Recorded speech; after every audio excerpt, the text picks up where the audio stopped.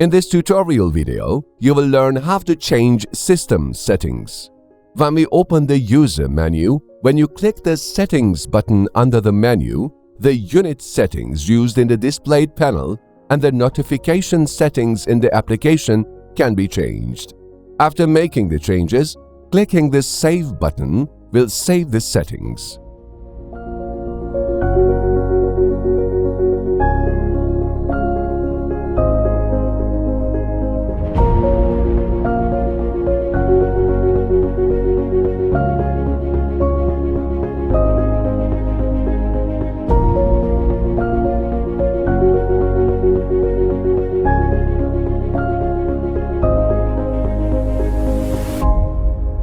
Thank you for watching us. Don't forget to follow us to be updated for recent developments. You may continue to next tutorial video.